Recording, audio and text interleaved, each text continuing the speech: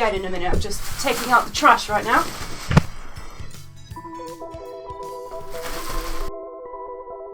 What's this? E.T. Well, I've never owned this game. Oh yeah, it's that time of year when really scarily bad games just randomly appear in my flat. Yes, it does. Right, that was enough setting the scene. Let's go. Can you take that off? You look like the ghost of my grandma's handbag. E.T. was released for the Atari 2600 in 1982, the same year that its namesake film had been released. Famously, this game was made in just 5 weeks so that it would be able to be released for the Christmas season, after negotiations to claim the rights finally finished. It was a shameless cash-in, although its initial sales of around 1.5 million copies were nowhere near the 5 million odd that Atari had anticipated, which, incidentally, is how many they went ahead and produced. E.T., only from Atari. The developer of E.T. was Howard Scott Warshaw, the man responsible for one of the Atari 2600's most critically acclaimed games, Yar's Revenge. After this, he made the first video game based on a film, being Raiders of the Lost Ark. This game was well received, so he was landed with the job of bringing E.T. to the small screen. With just over a month to create the game from concept to realisation, the game would be rushed. And it shows. This game has a bad rap, so I'm going to try and approach it impartially. I've never seen the film apart from some small clips, so I'm going to try and look at it as a standalone game rather than a movie tie-in. At first, anyway.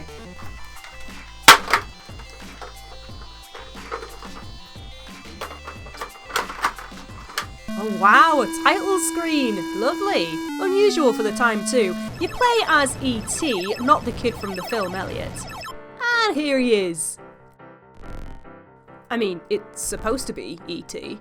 Alright, to be fair, I think the best was done that could be done with these graphics. I mean, you can see what it's supposed to be, except...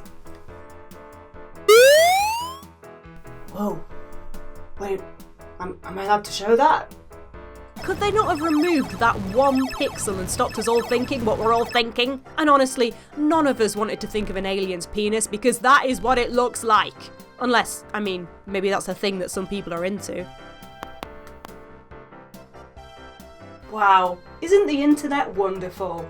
E.T. needs to gather up pieces of a phone, which he'll use to call his home planet and get on home. The pieces are scattered around a field or something, which also happens to be pocked with pits. Lots of them. While he's trying to do that, scientists are on his case looking to capture him and drag him back to this laboratory. And also, these FBI agents will come up to him and nick any parts of the phone that he already has.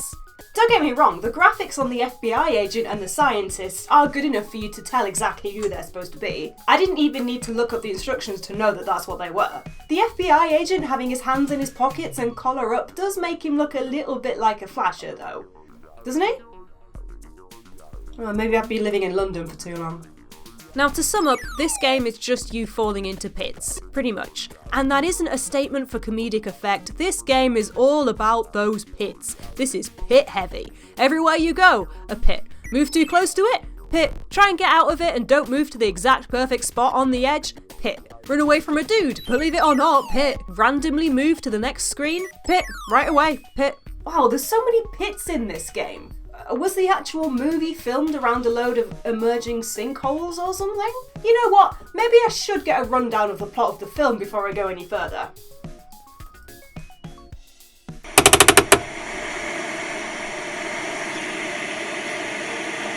1982's E.T. is the story of an alien and his friendship with a young boy called Elliot from California. When E.T. gets stranded on Earth after collecting botanical samples with his friends, he moves in with Elliot, who helps him get home. They create an elaborate machine out of various household items, including a blender, a speak and spell, an umbrella and some tin foil, and they help E.T. phone home. But unfortunately, by using this machine, they alert the authorities. The authorities, realising that they have an alien on their hands, quickly dive upon Elliot's house, cover it in plastic and quarantine the entire family, ready to conduct all kinds of horrible experiments on E.T. to find out what he is and where he's from. I'm not hearing anything about pits so far. Sounds like a cute film now. Right, let's get on with this. The thing is, the only place where you'll find pieces of the phone that you need is at the bottom of these pits, so you need to fall down them. Every time you fall into one of these infuriating things, E.T. needs to levitate back to the top. He does this by unfurling his neck like a tape measure, and off he goes. It's annoying enough to have to do this every time, but getting out is much harder than it looks. Much harder. And the most infuriating thing? If you stick your neck out while you're on high ground, E.T. will teleport. So why can he not just teleport out of the fucking hole? Here's the thing. This is your energy counter, and it gets lower when you do pretty much anything.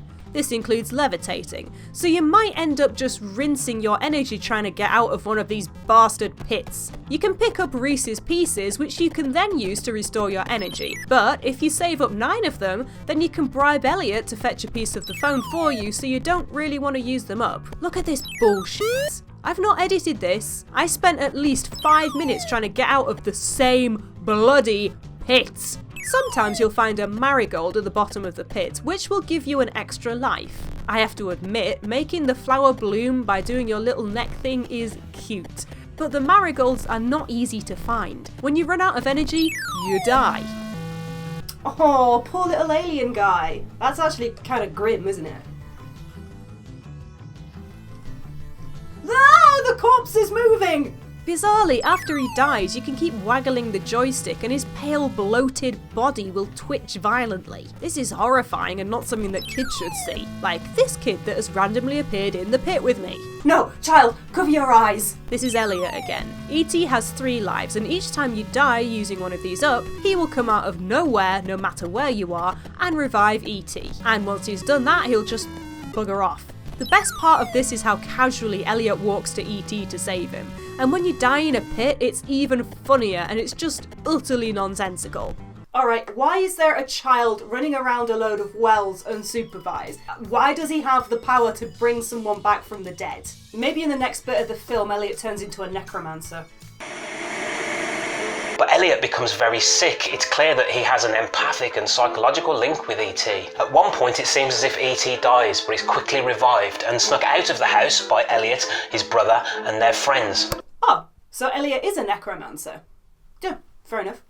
While you're wandering around, the symbols at the top of the screen will change. An arrow means that if you stand still and press the button now, you will teleport to your current spot, but on the next screen in the direction of the arrow. Best to use this only if you absolutely need to, because most of the time you'll teleport right on top of, you guessed it, a pit.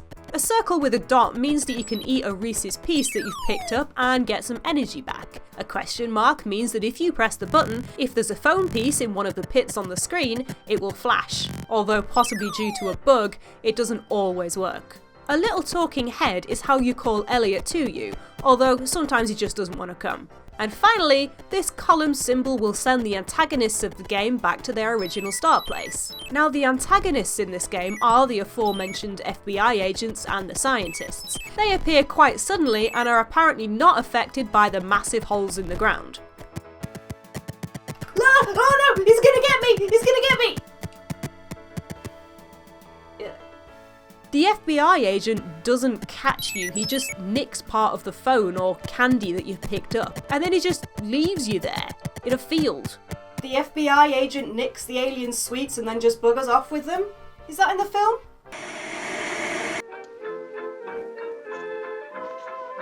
You know what, actually forget it, I already know it isn't. The scientist will catch E.T. and drag him back to, What on earth is that screen supposed to be? Are there Greek temples in Elliot's backyard? Did his parents just go a bit mental at home base? Anyway, the scientist drags E.T. back here and then just leaves him there. And then you just walk out.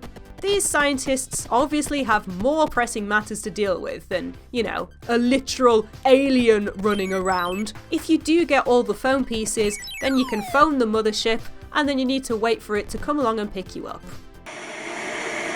They return to the hillside of California, summoning E.T.'s spaceship, in which he climbs after some emotional farewells and returns home.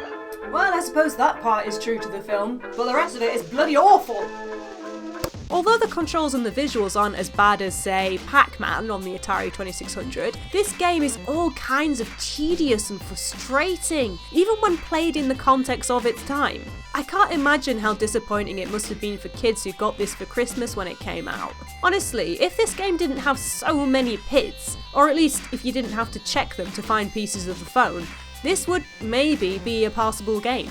Because it looks alright. I have to admit, E.T. is cute. But then the harsh timer in the shape of the energy counter makes it harder than it needs to be, especially when you're spending most of your time hovering out of pits. In fact, let's ask that film expert some key questions that this game has raised. Oi! In the film, does E.T. have to go around picking up pieces of a phone? Nope, at no point does E.T. have to go around the house collecting pieces of a phone. In the film, are there about 9,999,999 million pits around Elliot's house? Nope, Elliot has a very nice and normal garden. It's flat, covered in a lawn, and there are no pits. In the film, is Elliot's house next to a Greek temple? Nope, this film is set in California. There are absolutely no Greek temples anywhere near Elliot's house. Does the entirety of the film take place in a field? No, I can't think of a single scene in the film that does take place in a field. Oh, wow. So it's not even a good film tie-in. I am not just saying this because it's cool to hate the E.T. game on the Atari 2600.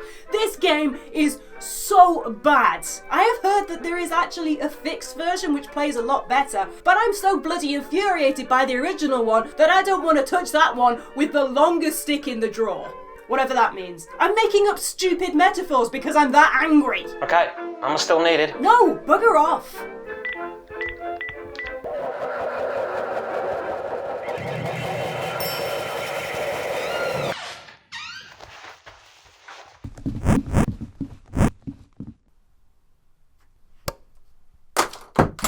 Famously, a large amount of those 1.5 million sold copies were returned to distributors by players who found the game too frustrating. In 1983, unwanted ET carts were buried in a New Mexico landfill, along with a bunch of Pac-Man carts and other games which had been produced in too great a number. Atari had previously had a thing for being way too optimistic in predicting sales, even producing 2 million more Pac-Man carts than had even been sold Atari 2600 units. So no wonder so many of their carts ended up being ditched. Although reports estimate that in the New Mexico desert, there's only about 700,000 cartridges buried. Not that that isn't a huge amount in itself. Right, let's put this in the trash where it belongs.